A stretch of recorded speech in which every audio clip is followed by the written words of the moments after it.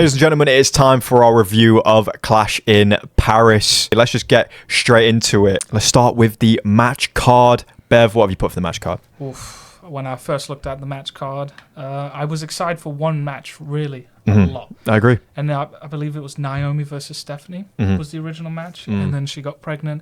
That match didn't go through.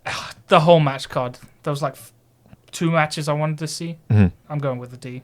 Yes. It just was not. It wasn't it for me. It wasn't it. I fully agree with you as well. And I was excited for one match. Even the prospect of the Fatal 4-Way, having all the main eventers in the main event, didn't excite me that much because, you know, it's Seth's like first defense, second defense. Was not excited for this show at all. You can have a bad match card and then the matches can really, you know, surpass your expectations. Yeah. But did they, Bev? No. It was serviceable for a lot of it. Yeah. The only good matches that I really enjoyed was the Logan Paul one.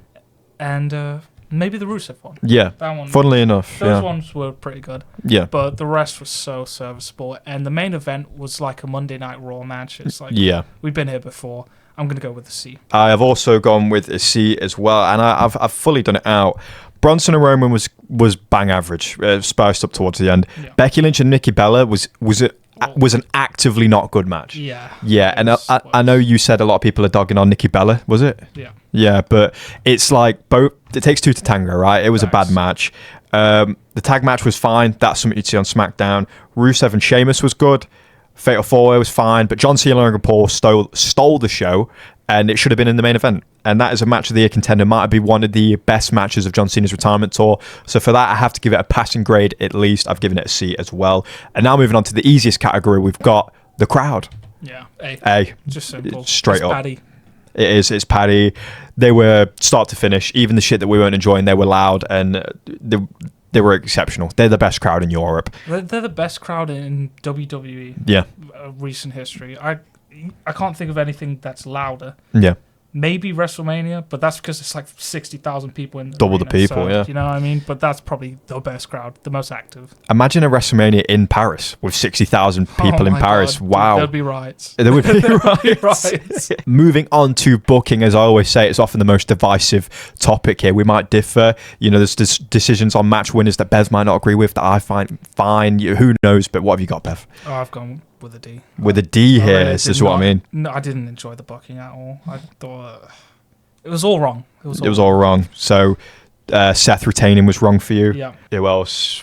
Rusev winning. Rusev winning via tap out. Tap out. What kind of booking is that? Having Sheamus tap out, whatever. And what else? Do you think John winning was the right choice? No, I thought Logan Paul should have won, to be honest. Yeah, maybe. Dude, I've gone with a B on booking. I've gone fully fine. I thought it was a safe show. I thought there was nothing to complain about booking wise at all. And that's why I've gone lower than you. Yeah. Because you say it's a safe show. That's why it was bad. I get that. You know what I mean? Having Seth retain, not doing anything, wait until big PLEs for something to happen. It's just so AIDS. I think that is the problem we've been having, isn't it? Yeah, big things are being held to the PLEs, and just like tonight we watched Monday Night Raw and AJ Styles, we thought no way the title's being dropped because it's on a Raw. Like, come on, Raw needs to be a place where something can happen. Not only was it a Raw, they weren't in the main event. Yeah. So you just knew he wasn't going to win the title. Yeah. And why wouldn't you do it in France when they loved him so much? Yeah. Just pull the trigger. It's not like Dom can't win it back off him. God, it's boring. It is boring. It looks like we'll have to wait for the next PLE for something to happen. All the title retentions were predictable. I put predictable but correct. Like, Seth shouldn't be dropping it. As much as I hate Seth and I hate the Vision, he shouldn't be dropping it yet. Becky shouldn't have been dropping it. The tag champions, you can give it to them. It's whatever. So I've gone with the B for booking. Nothing too bad. Moving on to moments. There was literally no moments. There was fuck all. The only moments was the crowd. Yeah. They made the moments. Yeah. And that's why I give crowd an A. But this, an E. An E? I've gone as low as an E. Damn. Because I don't... What do you remember that? That was so great. I do have something. Oh, go on then. So, this is the thing about moments, right? We've said it before. You know, when you're ranking moments, there could be a lot of moments, but there could be shit. And this is an example. Becky Lynch costing CM Punk the World Championship in the main event was a moment. It was a shit moment. Dude, everyone was like... You know, it's Becky. They're married. We know. We thought the only swerve is that you thought Becky and Seth were doing their own thing, but they're not. That sucked. That was a moment that really blew. If it was a fourth member of the division, okay. If it was someone coming back, okay. But it wasn't. It was just Becky. It did lead to a great segment on Raw tonight, but that was about it. I've gone with a C for moments. Nothing really happened. And the other moment was Roman getting attacked after the bell. Monday Night Raw shit. Quickly segueing into memorability, and I feel like memorability and moments really go like hand in hand. Yeah. If a show's not got a lot of moments, it's not going to be all that memorable. I've gone with a C. The crowd will make it memorable. I would like to disagree with you on that point because Evolution didn't really have that many moments. Probably the cash in, but the it's so memorable because of how good it was, how well it was booked. Yeah, so. I agree with you there.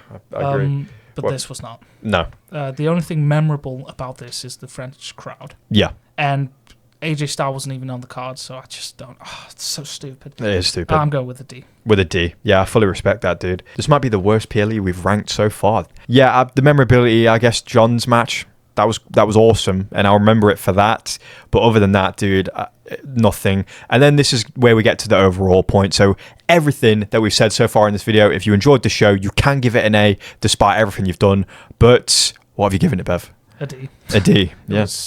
It was worse. Yeah. Below mid. The only good thing was the crowd. They carried the show. Yeah. That was the only reason why I really enjoyed the show, because the crowd were loving it. Yes. It truly goes to show how important of a part the crowd plays. I've given it a C. I think this was passable. I left feeling satisfied. I was like, I didn't have any expectations, and I enjoyed it. So I give it a C. Stay tuned over here at NoPop on YouTube, because we do reviews of every PLE coming up from now in all the way into the future, and we talk about big things that happen on Raw and SmackDown, as well as post clips here and on TikTok. Thank you very much for listening. NoPop. NoPop.